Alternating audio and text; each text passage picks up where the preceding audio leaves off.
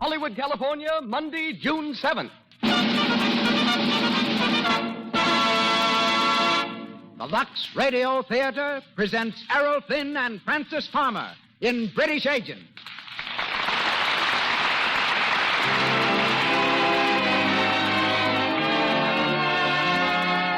Lux presents Hollywood. We want to thank all of you for your regular purchases of Lux Flakes. It is this loyalty that makes possible the Lux Radio Theater. Tonight, our stars are Errol, Flynn, and Francis Farmer.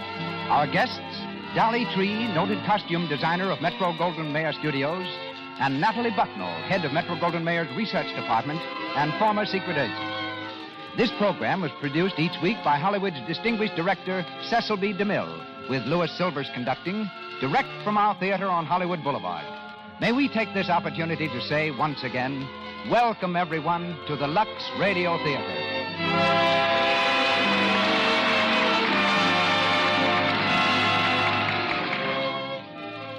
Before starting our play, I have a letter here that is typical of the mail that comes to us here in Hollywood or is forwarded to us from our different stations. Miss Harriet Rumsey of Alton, Illinois, in her enthusiasm for our product and our show, writes as follows. Most women realize that they owe a debt of gratitude to Lux Flakes. They know that their stockings, their silk things, their woolens are preserved by Lux Care. Now the American public has another cause to be grateful to Lux. Your radio hour is a great contribution. Monday is a red-letter day in our family because of the Lux Radio Theater.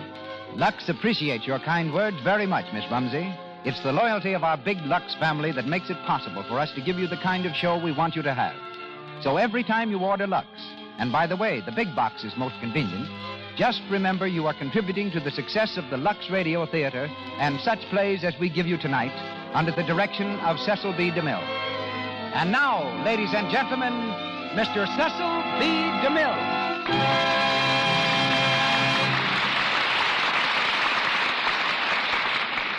Greetings from Hollywood, ladies and gentlemen. Errol Flynn's early career was charted with a compass. He came to Hollywood through the tropic tempests of the South Seas, where he was captain of a trading schooner, while Francis Farmer, who hails from Seattle, arrived here by way of Russia. A descendant of Fletcher Christian, who led the mutiny on the Bounty, Errol has been an officer in charge of native constabulary, a pearl and coral fisher, a beachcomber, and a member of England's boxing team in the 1928 Olympics. For a time in Australia, he was also a bottle smeller. This odd pursuit consisted of whiffing bottles to see if any odors remained after washing. Once he led a film expedition to the land of New Guinea. The natives were headhunters, but they shot Errol in the ankle. Returning to New Guinea to dig for gold, he made a small fortune, quickly spent it, bought a boat, and with 3 friends duplicated the voyage made by Captain Bligh of the Bounty up the inner passage of the Great Barrier Reef from Sydney to the South Seas. Back in Australia, Errol had his first taste of picture acting, made a second film in England, and was soon on Warner Brothers' payroll. He has written 1 book and many short stories. He's here tonight in the part of Stephen Locke. Francis Farmer developed her talent for acting while a student at the University of Washington, where she helped pay her way by ushering in a theater, tutoring, waiting on table, and working in a department store. To her great surprise, she won a contest sponsored by a Seattle newspaper, the prize being a trip to Russia. On the way back, she met a theatrical producer who introduced her to a film executive in New York. Francis made her screen test, won a contract, and returned home a Paramount player. Her next picture is exclusive, and we hear her tonight as Elena. Our play is based on the Warner Brothers film suggested by Bruce Lockhart's best-selling autobiography of the same title. So up goes our coast-to-coast curtain, and the Lux Radio Theater presents British Agent, starring Errol Flynn and Francis Farmer.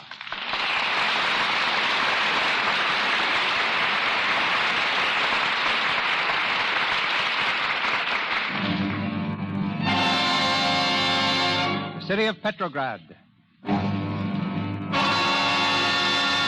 dawn of the Russian Revolution, October 1917. From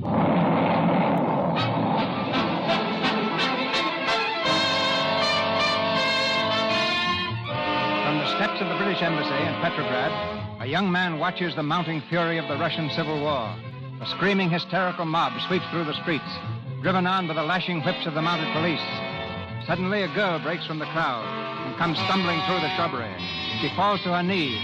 The young man darts from the steps and catches her in his arms.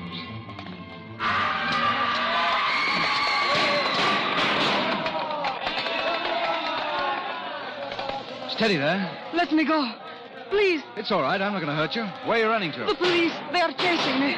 Let me go. Well, you're safe here. Look, get behind that hedge. Stoi! Don't move. What are you doing in here? I am of the police. That woman, she shoot at me, my arm. Well, you've no right in these grounds. This is the British Embassy. British territory, do you understand? Now get out. I take her. She shoot me. Did you hear me? This is British territory. Get out, I said. Ja pedo studia. Ja yo budia pomia. Well, it's all right now. He's gone. Thank you. I am quite sure you saved my life. Tough customer, wasn't he? Still, you can't blame him for being a bit annoyed, you know. After all, you did take a shot at him. He deserved it. Well, he got it. Well, I had better go. After all, I am trespassing on British territory, too. Well, you can't go out there until this row blows over. Blows over? This is not just a street riot. It is the revolution. Tomorrow, the red government will be in power. Oh, ho. And the day after that, the white, eh? Then the green, and so on. Perhaps you do not know a great deal about it, eh? Well, perhaps not, but I'm trying to. Oh, perhaps we should introduce ourselves. My name's Locke, Stephen Locke, British Embassy. How do you do? Fine, thank you. And you? Forgive me, but I am keeping you out here in the cold. Had not you better go in before you get pneumonia? Oh, I risk the cold. But, well, I suppose I better go in and let them know I'm still alive. Look, you can slip out the side gate there. It's clear now. Thank you. Good night. Good luck. Mr. Locke, I'm glad you've come in, sir. I was beginning to worry about you. Oh, were you? Thanks, Evans. Sir Walter has been asking for you. He wants to see you at once, sir. Oh, right. In the library? Yes, sir. Evening, Sir Walter. Locke. Yes. Come in. Evans said you wanted to see me, sir. Yes, sit down, Locke. Nasty business, this. The revolution? Yes, sir. From all indications, the Russian government will fall before the week is out. It places us in a rather uncomfortable position, Locke. I might even say a precarious position. Yes, quite so. If and when the government falls, we have orders from London to close the embassy. Close the embassy? Yes, move out. Bag and baggage back to England. I see. However, we plan to leave someone behind. Someone who understands the situation here and who will act as a sort of unofficial observer. Well, sir? I have recommended you. Oh. Well, thank you, sir. I thought I'd let you know a little beforehand. That'll give you plenty of time to make plans. Yes, just what will my duties be, sir? Well, frankly, I'm not quite sure. But you'll be informed in time, though. But whatever they are, my boy, you'll need your wits about you every minute of the day and night. Now, you'll be alone here, entirely on your own. It won't be an easy job. It may be a dangerous one. Do you still want it? Well, never, sir. Good boy. We'll have a long talk before I leave.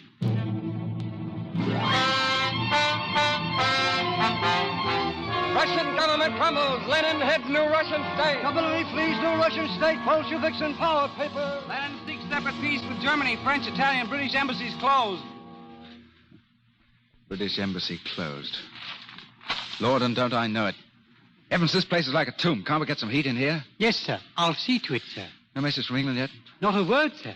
Will you have your tea now, sir? Well, yes, thanks. I may as well have something to do, I suppose. Oh, Mr. Tito Del Valle of the Italian legation called, sir. He wanted to know if you dined this evening with Monsieur Lafarge and Mr. Medill of the American Red Cross. Del Valle, Lafarge, Medill, and Locke. The four lost souls of Russia. The only one who knows why he's here is Medill, and he's not sure. Oh, I said you'd go with them, sir. The Gypsy Cafe. It will rest your nerves. You have been a bit jumpy, sir, the last few weeks. Well, why wouldn't I be jumpy? It's enough to give a man the jitters, sitting here day after day doing nothing when everybody else in the world is either fighting or working for his country. God, they even let old ladies knit socks. Listen to that. For days they've been going by, Russian soldiers back from the front. Every one of them that leaves makes England's position that much weaker. All I can do is stand in a window and watch them go by. They also serve who stand and wait. Wait? Wait for what? Your tea, sir. Oh, yes. Thanks, Evans.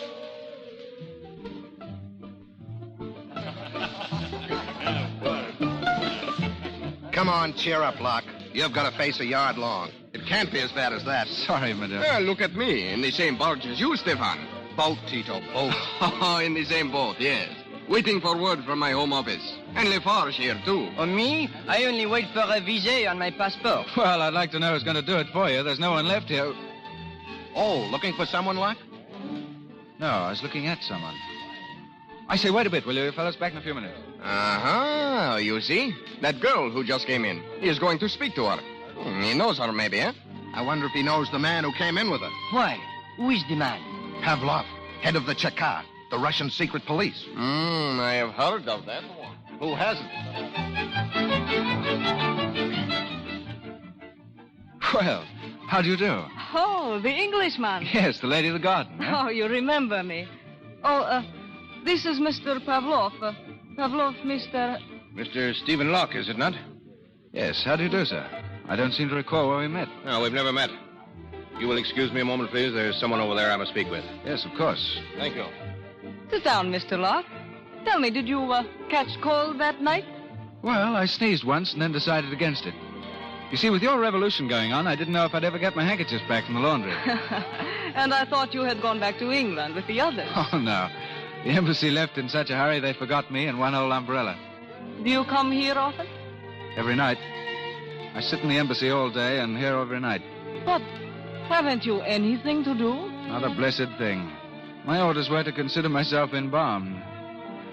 You know, I've been sitting for the last month, watching you Russians negotiating for a separate peace. Not making a move, not even presenting an argument against it. And why should you? Suppose England were in a war where she had more men mobilized than any other nation on either side, as Russia has. More than the United States and England put together. And suppose Englishmen were fighting with shells filled with sawdust. And suppose England's mortality rate was higher than any of the other nations, as Russia's is.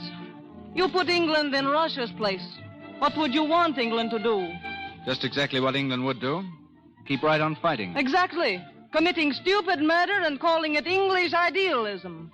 We have ideals in England, you know. And so have we. But at least I am fighting for ours. I see. And I sit safely in the embassy, letting others fight for me, eh?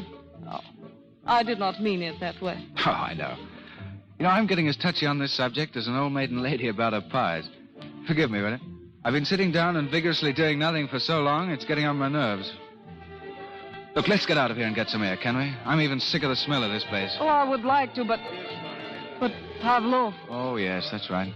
We will go anyway. Come on, we will have to hurry. I do not want to explain.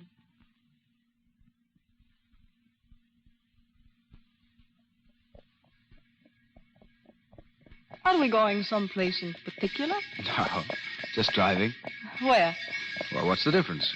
We can't go far enough to get out of Russia. If I had a job in a country I did not like, do you know what I would do? Go home? Yes.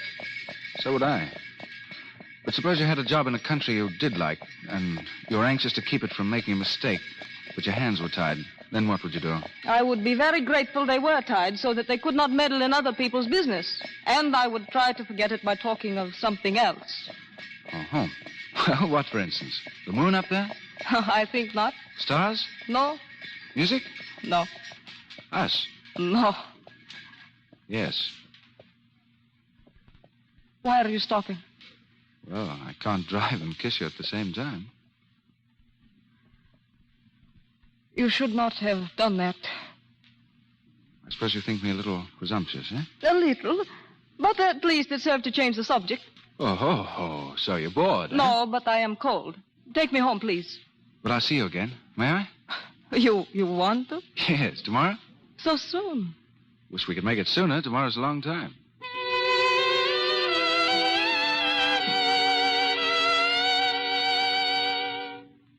More coffee, Elena? Thank you. Oh, I really should be going. It is very late. Oh, no, not yet. Stay and cheer me up.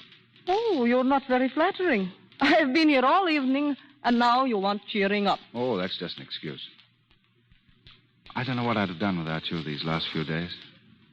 Thank you. Why do you look at me like that?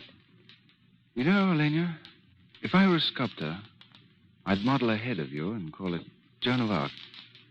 You have that kind of beauty. I think I'd model you standing... Oh, no, I wouldn't. Why, to think of you as Joan of Arc would be to think of losing you as a martyr and not keeping you as a woman. I think you're a little mad, Stefan. Think so? I do not understand you. Oh, for the first time in my life, I don't understand myself. I think I'm in love with you, Elena. Oh, that is impossible. Is it? Oh, please do not let me go, Stefan. Afraid? Yes. With me? No, for us. That kiss would be the beginning of something that we would both regret. Would you regret loving people? Yes. When you know you have to part. But must we part? Oh, you know we must. Our lives are devoted to following two ideals, Stefan, leading us in opposite directions. That means that sooner or later we must say goodbye. But Elena, if I weren't English and you weren't Russian, that'd make a difference, wouldn't it? Yes. And can't we pretend, then? Pretend? Yes, that there's no war, no revolution. That we're just two people, unattached and free. Free to love each other, if we wanted to. Oh, Stefan. You do want to. You do, don't you, Elena? So much. Darling. Who's it? I beg pardon, sir. May I see you a moment, please? Right. It's important. Excuse me, Elena. Of course. Well, Evans? Dispatch from London, sir. From London? Get my decoding book. Have it, sir. It's right here, sir. Well, let's see now. His Majesty's government has appointed you unofficial representative. Unofficial representative in Russia. Unofficial. Now, what the blazes does that mean? Anyway, you've been appointed, sir. We look to you to do all in your power to prevent signing of a separate peace with Germany. This does not convey recognition of Russia, but commissions you to act only as an individual. We cannot be responsible for your safety or your decision, but await your recommendations. At last, Evans. It's wonderful, sir. It's the greatest diplomatic mission of the whole war. We've got to keep the Russians fighting on the Eastern Front. How do you think I'll find the ambassadorial bed, Evans? It's a roomy thing, sir. A bit large, but comfortable. Evans, I appoint you Lord High Chancellor of the Bedchamber, Lord High Keeper of the Keys, Lord High, Lord High anything you like. In short, you're Pooh-Bah, Evans. Thank you, sir. I'll see the War Commission tomorrow. Talk them out of signing that peace treaty. This is the chance of a lifetime. But there's one thing. They mustn't know I'm unofficial. Oh, no, sir. Now, let's see you. Oh, Lena, I'm sorry. It is all right. I was just going. Well, I'll see you home. Oh, please do not bother. You must be busy. Well, I am rather, darling. You understand. Of course. Good night. Good night. I'll call you tomorrow. Yes, please do, Stefan.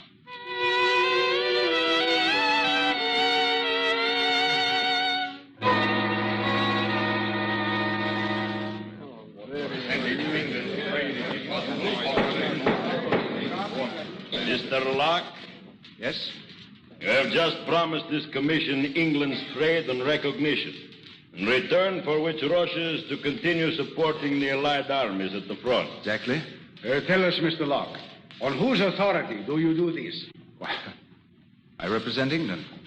You lie, Mr. Locke. You represent England only unofficially. Your purpose in coming here was to delay the making of a separate peace. You spoke well, but only expressed the opinion of one of England's many private citizens. Seems that you know something of my affairs, gentlemen. May I ask how you know? It is our business to know many things. You are excused, Mr. Locke. We advise you to leave Russia as soon as possible. One moment, please. Gentlemen, it's quite true I am here only in an unofficial capacity. But allow me some time to communicate with London. What for? I'll tell my government that in return for your not opening peace negotiations, I've promised you immediate help. Money, ammunition, troops. My government will back me up, I know it.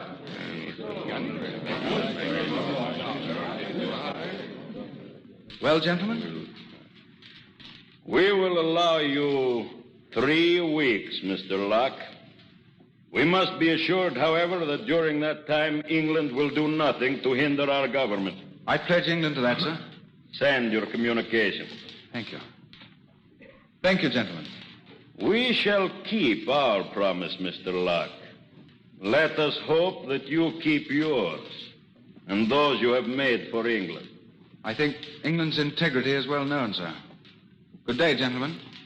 Remember, Mr. Locke, 3 weeks.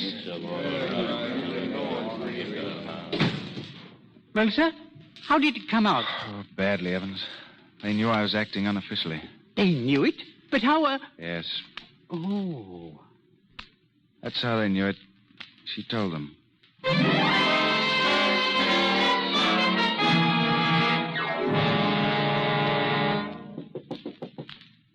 Who's there? Stefan, Oh, it's you. you said you would call. I had to come to see you. What for? Come to ingratiate yourself again so that you can betray another confidence? Oh, no. Don't deny it. You were here when that dispatch came. You overheard what I said. You told them. How else could they know?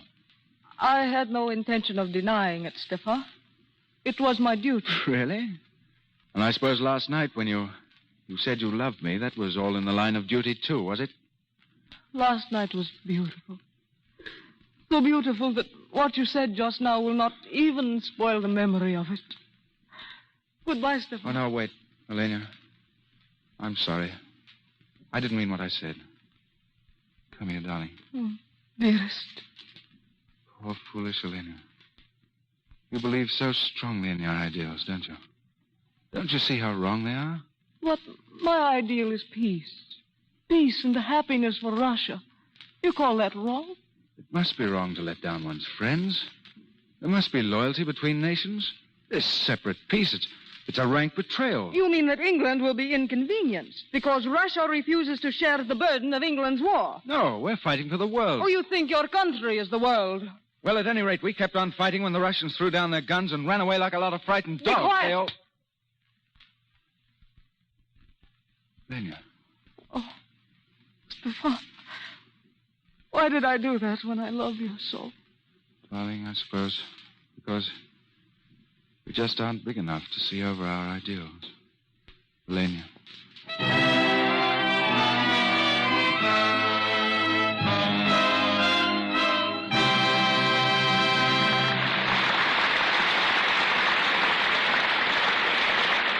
Let's listen in for a moment now on a little girl and her mother. Patricia is 7, and she's been playing with her dolls while her mother is dressing for the afternoon. Mommy, what are you going to do? I was going to lux the things I was wearing this morning. Can I come with you? Well, of course, honey. That slip looks clean as clean. Why do you wash it? Well, I found it pays to lux things after every wearing. They stay pretty and new much longer that way. You see, dear, if I put them into the hamper, the perspiration dries in and it's apt to rot the threads. That's true of stockings, too. That's why Mother likes to lux things right after she takes them off. Oh, Mommy, I want to lux Dolly's things after you're through. It looks like such fun. Grown-ups, too, think it fun to lux things. It takes less than a minute to whisk up a nice froth of suds, swish things around a few times, and toss them into clear water. Less than a minute, mind you, and yet it keeps silks like new actually months longer. If you haven't a box of Lux handy to the bathroom wash bowl, make a note to get some tomorrow. And here again is Mr. DeMille. British Agent continues, starring Errol, Flynn, and Francis Farmer.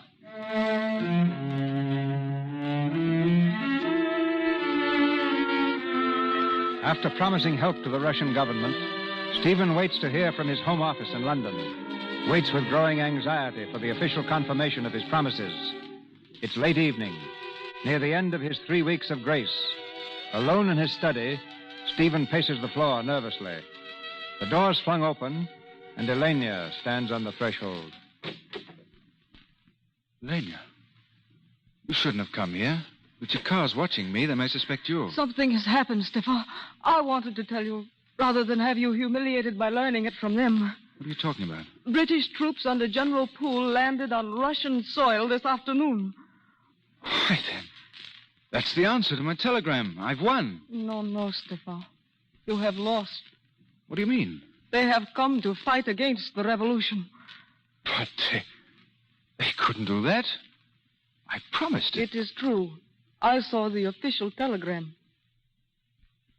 Then England betrayed you. This perfect country of yours, in spite of all its high ideals, ruined your career, humiliated you before the world. You see, it was you who were a little foolish, Stefan. Not a bit of it. One's either useful or one isn't. My career. What's that when men are dying by hundreds in the trenches every day? England hasn't let me down. I let her down. I knew the promises I made were lies. I just wanted to delay that separate peace, that's all. I never sent that telegram. Oh. You better go now. You'll only get in trouble being here. You will not see me again, Stefan. Not see you? The government is moving to Moscow. Naturally, I go with it. We shall not see one another, Stefan, even in Moscow. You think more of your duty than you do of me, eh? Yes. And I worship you. That is why we must not go on together. It would kill the most beautiful thing I'll never know, our love. And I wanted to live. Oh, do not see me again, please. Goodbye, Stefan. Goodbye, Flynn.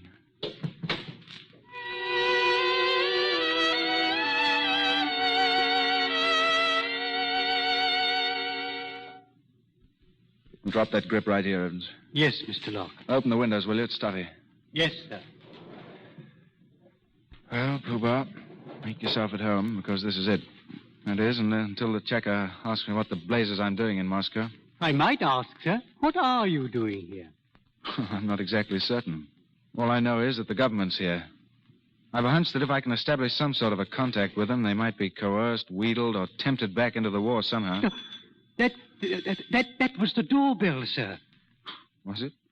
That rather tinkling noise, do you mean? What do you suppose it means, sir? Well, probably someone wants to be let in. That must be it, sir. Welcome to Moscow, Evans. Mr. Medill and Monsieur Lafarge. Hello, mon ami. Hello, Medill. Lafarge, Tito. How'd you know I was here? Oh, we have spies, eh? Sure, we've been here a week already. Well, sit down. Look, I'll dig up a drink for you. No time, Locke. What? No time for a drink? We are in a hurry. What's the matter? Perhaps you had better close the door. Yes, Evans. Yes. Well?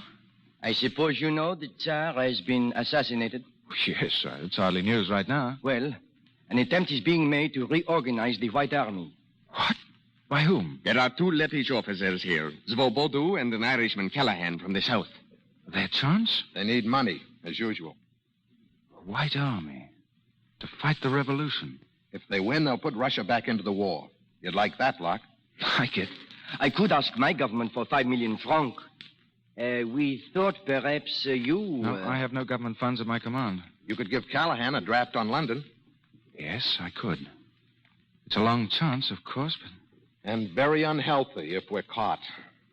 Well? Where are these men now, Zabordo and Callahan? They've got a hideout in a garret.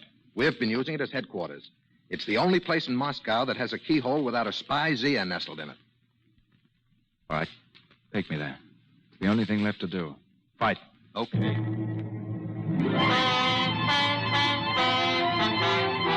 Counter-revolution starts in Russia. White Army reorganized. Mutiny breaks out in Russian ranks. Mutiny in Russia. Car seeks to suppress new mutiny. Russian secret police hunt leaders.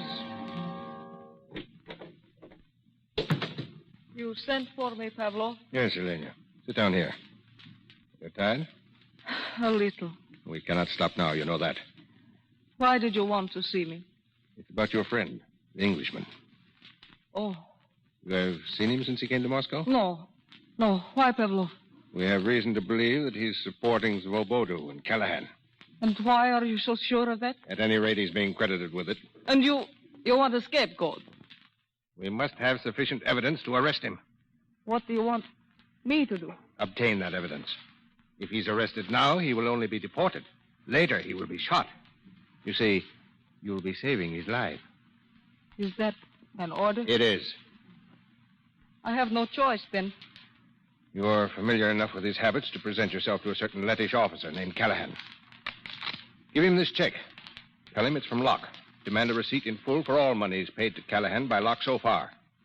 If the receipt is over the amount of the check, it will prove that Locke has contributed other money. Your knowledge of Locke and the gift of the check should be sufficient to convince Callahan that you're an accomplice of Locke's, and you will have the evidence. I hope you are wrong, Pavlov. But if you are not, you will have it. Tonight? No. Tomorrow morning.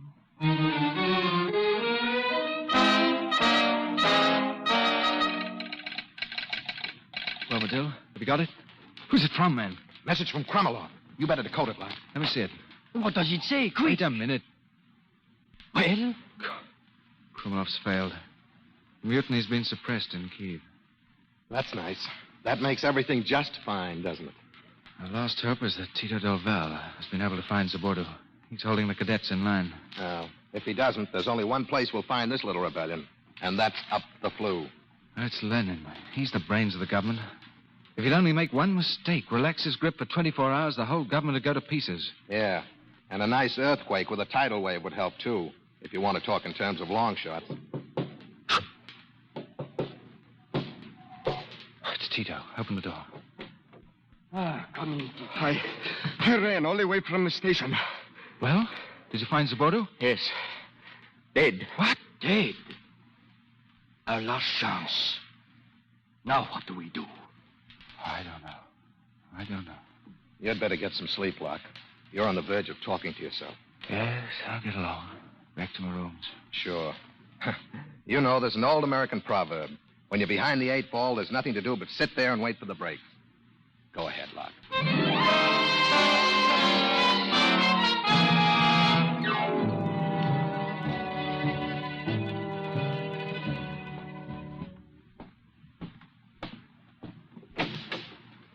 Who's that? Elena. It's Joe?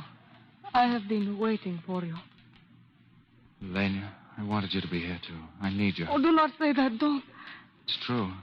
Everything else has gone to pieces. You're the only thing that's left of me. Oh, no, stop, Stefan. You don't know what you're saying. Oh, yes, I do. I've made a mess of everything, Elena. England backed the wrong horse, all right, when she gave me this job. I need a lot of cheering up this time. I have not come to cheer you, Stefan. I cannot do that, ever. You're here, darling. That's all I ask. Oh, Stefan. If only you could understand that a woman can love a man, yet fight against him. What? You have always put your country before everything, have you not? Well, so have I. Go on. This morning I pretended to be your agent. Go on. The Chakar wanted evidence on which to arrest you. And you volunteered to get it? And they told me if you were arrested now that you'd only be deported, but that later you would be shot. I see. Well? There is a man named Callahan to whom you gave a promissory note on London. I persuaded him to let me have it. Oh. Yes? But don't you see, it was to save your life Have you as given well. this evidence to the Chakar? No, not yet. Really? Well, that's a pity. Because now you've lost the chance. You've been pretty clever, Elena. But you're going to be cheated of the praise that was coming to you. You wanted it both ways, didn't you? Gratitude to the state and my admiration for patriotism that made you able to betray someone you pretended to love. Well, it's not going to work out like that. What are you going to do? I'm locking the door. The country may have no further use for me, but I'm not cashing in without a struggle. I'm sorry to upset your plans with the Chakar, but the inside of a prison doesn't appeal to me. So you're staying here for as long as it suits me to keep you. And if I said that I wanted to stay? What do you mean? If I wanted to stay here with you? How long? As long as it suits you to keep me. For life. Give up everything? If you would. I'm out of the game. That's easy. But with you, it's different. Elena, we could leave Russia together. Together. I would not have believed that together was the loveliest word in the world. Elena. I love you, darling. I love you, Stefan. I thought everything in my life was over and done with. Now I find that it's only just beginning. Have you ever been in England, Elena? I spent a summer in Sussex. Well, one day we'll have a house in Sussex. And in the morning, when the world's waking up, we'll go out through the wet grass and see the motherly old downs heaving themselves out of the mist. There'll be no more rumble of those guns from the Western Front, just the sound of a morning breeze stirring in the pines. I'll hold your hand then and say, forever, Elena. Stefan, what is that noise? Sounds like a crowd. Open the window. Why, it is a crowd. Look at them. They're filling the whole square. Something has happened. Stefan, the door. Stay where you are. I'll answer. Who is it? Pomponok, it's Tito and Medill. Tito, Medill, what's the matter? Close that door. What's the matter? What's happened? Plenty. Lenin's just been shot. He is dying. Lenin shot? When did this happen? Half an hour ago. You see what it means? With Lenin out of it, we still have a chance. A chance? Where's Lafarge? Quick. Gone to find Callahan. If we can rally the outlying districts, we might pull through. It's worth a try anyway. What are you going to do? Oh, it's all right, Elena. You're going to fight. You're going to start all over again. It's my duty. But what of us? Our lives together. We were going to England. But I can't go now, darling. Not right away. I see. Then it meant nothing to you. I mean nothing to you. Please, Elena, I can't expect you to understand this, but it's a chance again. It's a chance to help England. A chance for more murder and bloodshed. That is what you mean. That's what you want. Oh, haven't there been enough of that already? Haven't enough men died because of you? Darling, Elena. You're to blame for all this. You with your petty plans and your filthy little schemes. Well, go on. Pass out your guns. You haven't murdered enough men yet. Shoot them down. Shoot them all down. But do not expect me to stand by watching. Elena, come back here. Come back.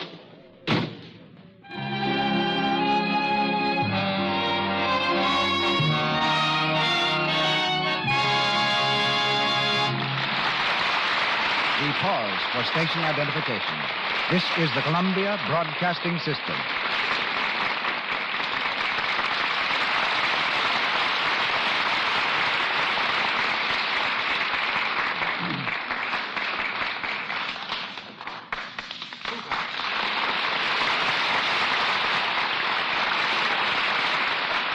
Before Errol, Flynn, and Francis Farmer continue our play, we hear from a woman who served for several years as a British agent at the very scene of tonight's story.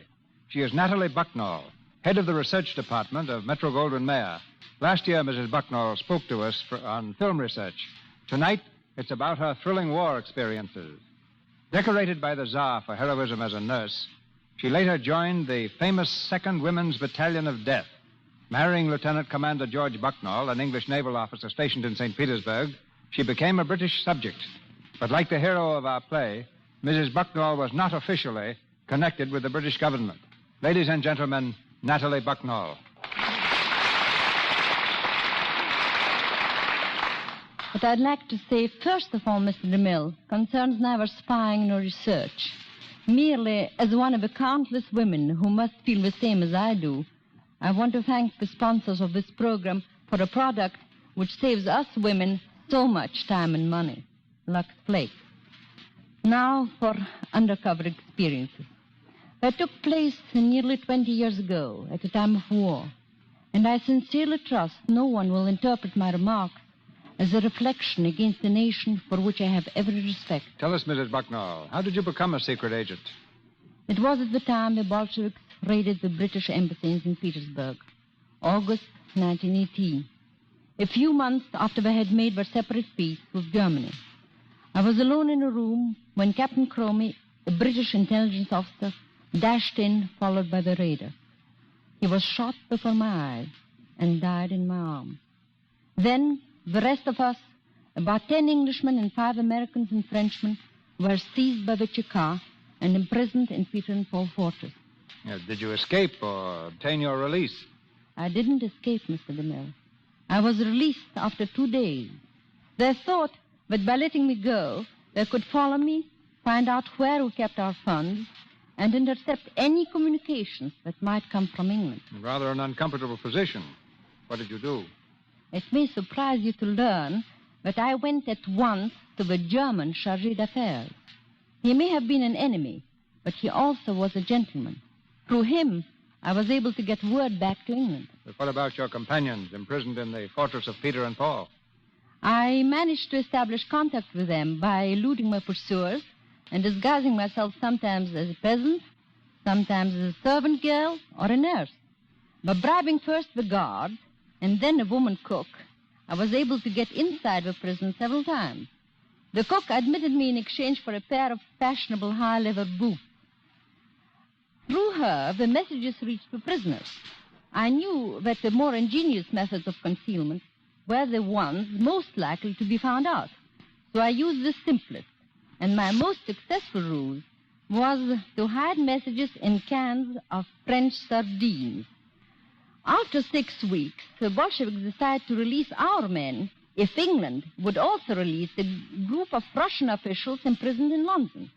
This was arranged, and the exchange negotiated in Sweden.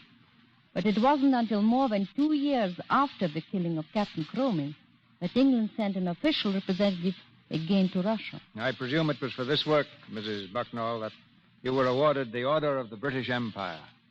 Partly for that, perhaps, and partly for what I was able to do when my husband and I returned a few months later to the south of Russia.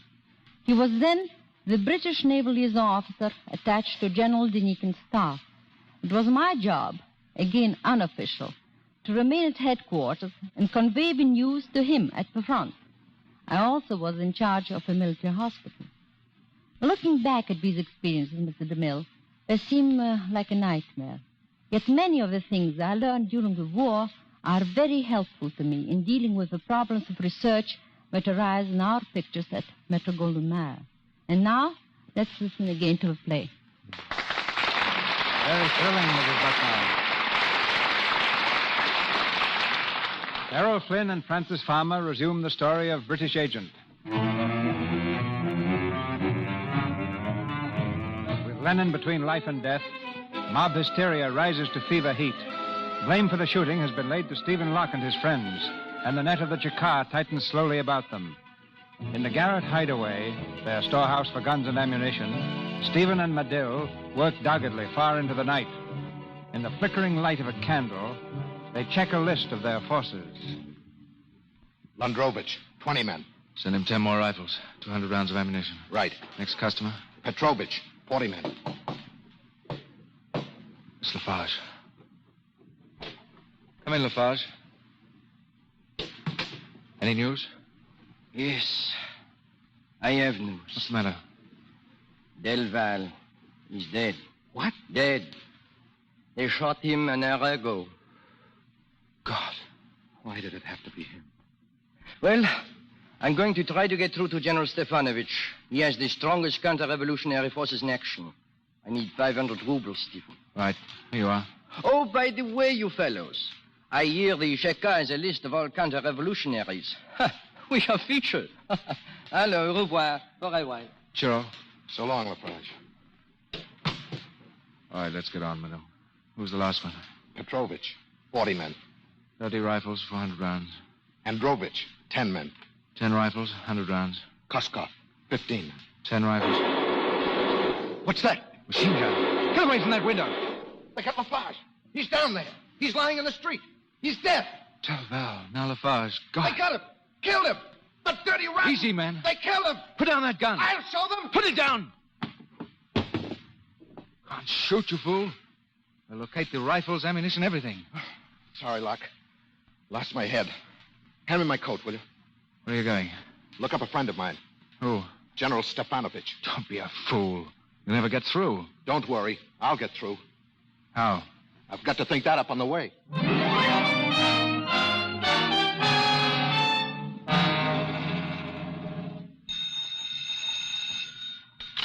Revrov speaking. What? Where'd you pick him up? Hold him, of course. They won't, eh? We'll see. Well, they've just arrested Medill. Oh, Medill. On his way to meet Stefanovich. You know him, Elena? Yes, I know him. Oh. He refuses to talk as yet. We shall have to make him talk. What can he tell you? He's the only one left who knows where Stephen Locke is hiding.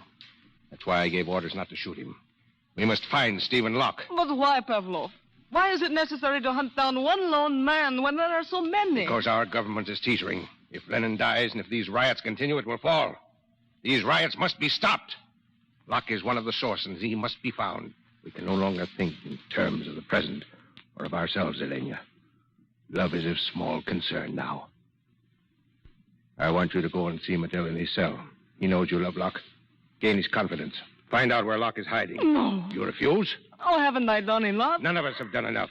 But I love him. I love him. You will go, do you hear? No, please. You will go.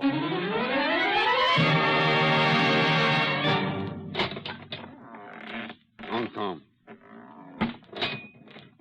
Oh. Hello, Elena.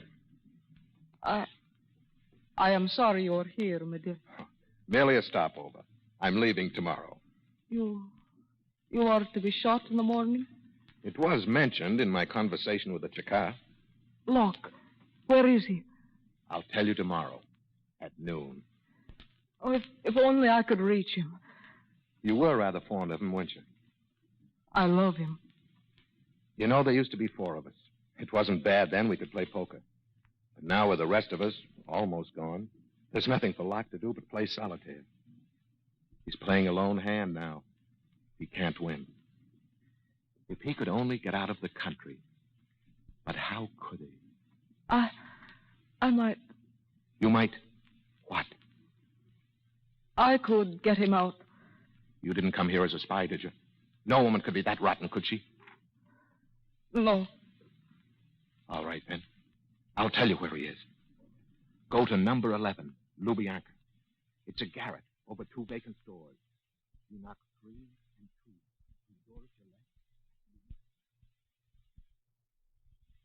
Number 11, Lubyanka. Go on. He told you more than that. It is a garret over 2 vacant stores. Knock 3 and 2 on the door to the left. Good work, Elena. I'll send a squad. Oh, he isn't there now. He will not be until 9 o'clock. It's 8 now. Oh, but the place is filled with ammunition. He could kill 20 men before they reach the stairs. Then the only way is to blow it up. Blow it up? A time bomb should do the trick.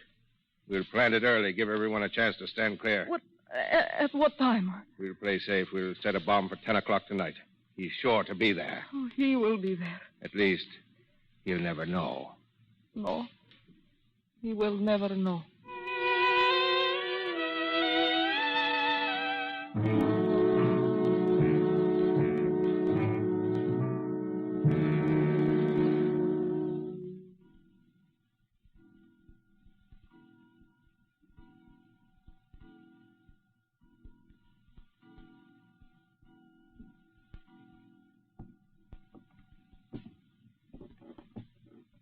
Who's out there? Who's at that door? Answer or I'll shoot. Who is it? Lane. Stefan, Why are you here? I wanted to be with you. I see. Did you come in the line of duty? No, Stefan. I have done my duty. It is finished. It is just you and I now. Lane. Listen, dear.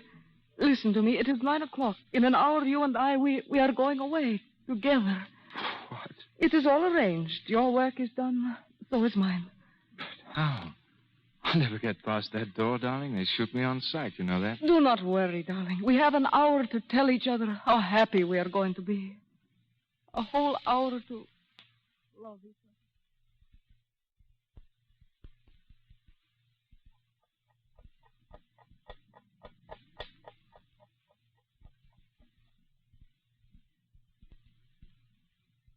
other. Stefan, what time is it? 3 minutes of 10, darling. Why? Oh, it seems to have gone so quickly. Darling, is there anything wrong? Something you haven't told me? Oh, no, darling. Stefan, kiss me. Hold me tight. Tell me you love me. Oh, tell me. Tell me, Stefan. Oh, darling, I love you. I love you, Elena. Listen. It's bells. Why, I wonder? I do not know. The crowd, they're yelling something. Do you hear? It's something about... It's about Lenin. Lenin lives. He's going to recover. Then it is peace. The terror is over, oh, Stefan. What's it mean? Oh, it means we are free. They will empty the prison. Then Madil's safe. And we are, darling. We can go to England. Oh, God. What? Now, get out of here, Stefan. We have got to get out of here. Unlock the door. But why? Don't stop now, please. Please, Stefan. Open the door. Oh, quickly. Elena, are you mad? Get down the stairs, out in the street. Hurry, Stefan. What's all this about? We have got to get away from here out into the street. Give me a hand. Here we are. Look, out that way. Oh, stay near me, Stefan. Stay near me. Do not leave me. It's all right, darling. We're out now. Elena, will you please tell me what you're...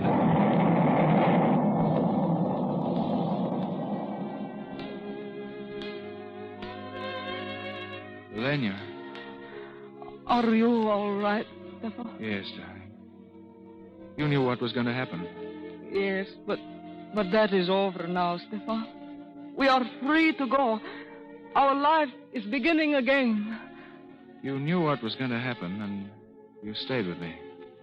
That was my duty, too.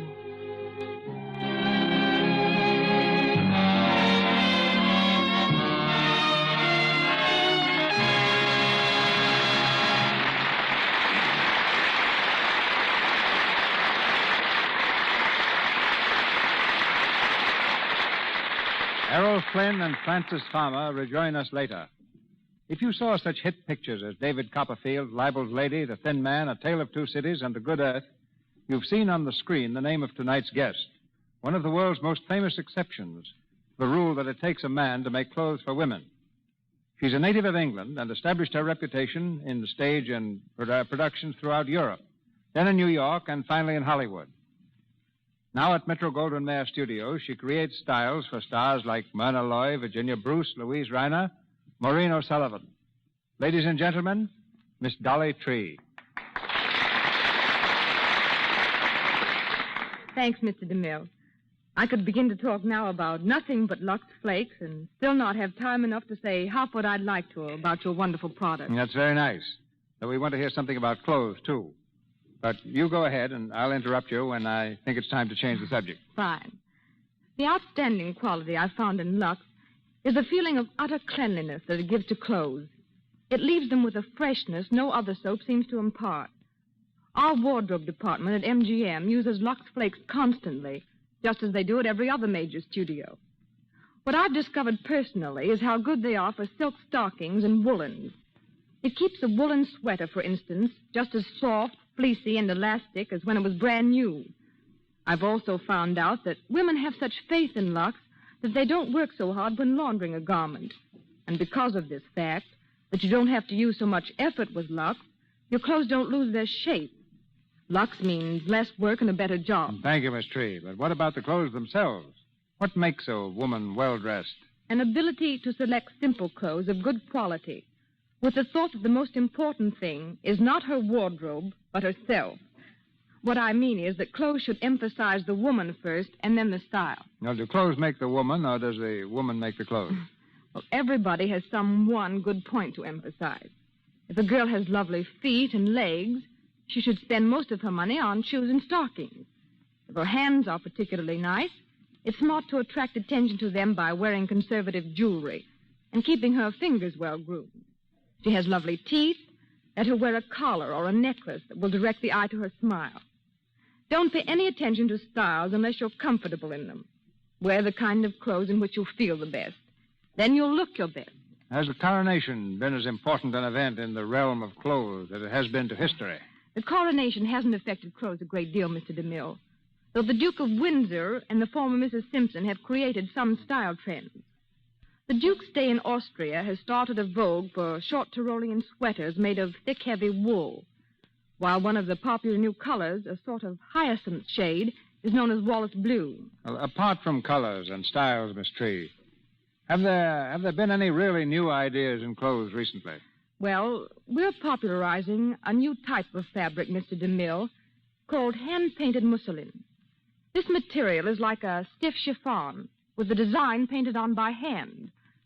For those who can afford it, hand-painted mousseline assures absolute individuality in gowns without a chance of them being copied. But what about those who can't afford to gild the lily in that fashion? Well, if your income is limited, don't buy many clothes, but get good ones. If you want an example of what the right clothes can do, pay attention to Una Merkel in Saratoga. For the first time, Una has the opportunity of playing a glamorous role. Working with such a lovely girl as Una, my job was really easy. But it proves what clothes can do in creating a new personality. On behalf of the ladies, thank you, Miss Creed. A checkup of our stars since their last appearance in the Lux Radio Theater shows that Errol Flynn, after spending several weeks at the battlefronts of Spain, has returned to the comparative calm of Warner Brothers Studio, where he's just completed a new film with Kay Francis called Libeled Lady, called Another Dawn. But while Francis Palmer has made the toast of New York for RKO and has just begun to get her feet wet in Ebb Tide, another Paramount picture. Are my facts straight, Francis? Yes, Straighter Mr. than my tongue, I hope. But they're not detailed enough. What about that trip you took to Spain, Mr. Flynn? Well, I don't think I quite realized what it was going to be like. Anyway, I know now what it is to hear shells exploding over your head and machine gun bullets whining past. Believe me, it's pretty frightening. But of all the horrible things I saw down there, I was convinced of one thing, and that is that the only cause in the world today worth fighting for, that every man and woman should fight for, is the cause of peace. Don't I recall reading in the newspapers that you were wounded over there? Well, I wasn't actually wounded, and it's a thing I haven't liked to talk about much. I tried to laugh it off by calling it a bump on the head, but it was a bit more serious than that. What happened was that a large caliber shell burst about 50 yards away from me on the Madrid front. I was hit on the head by some falling debris and suffered concussion for several days. But suppose I do a little cross-examining. What's this I hear, Francis, about your going east this summer to do a play? Oh, yes. Well, it's just that I want to work in summer stock. I feel I need as much stage work as I can get. And incidentally, I think that one reason why picture people like being on this program so much, Mr. DeMille, is because it's the next best thing to being on the legitimate stage again. To all of you, my sincere thanks. Goodbye, Mr. DeMille. Goodbye, Errol. Goodbye, Francis.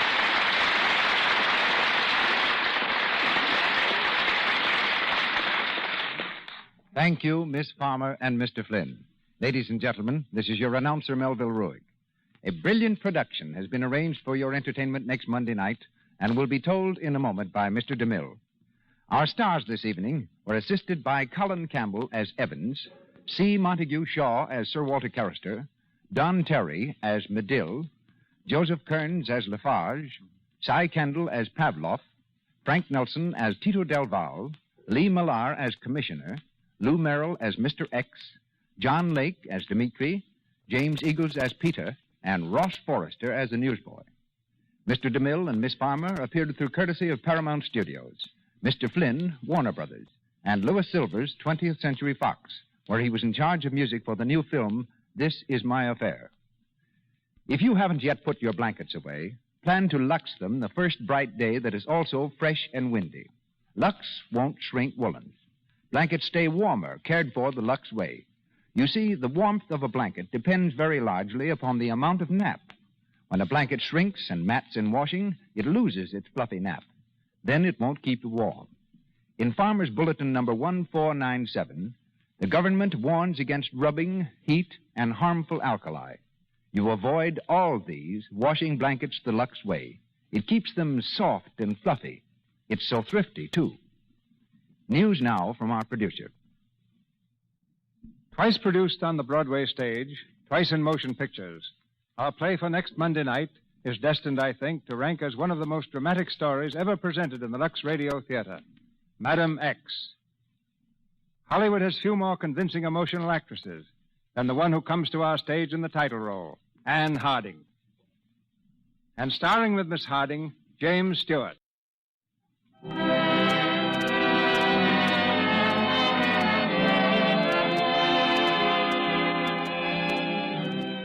Our sponsors, the makers of Lux Flakes, join me in inviting you to be with us again next Monday night when the Lux Radio Theater presents Anne Harding in Madam X with James Stewart.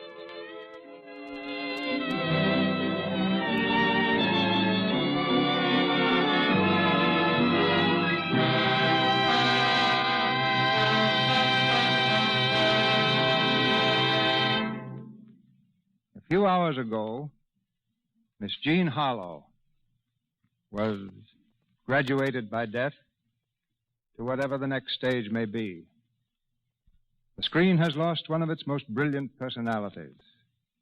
And we who knew her, a kind and gentle friend. Hollywood tonight holds many heavy hearts. This is the Columbia Broadcasting System.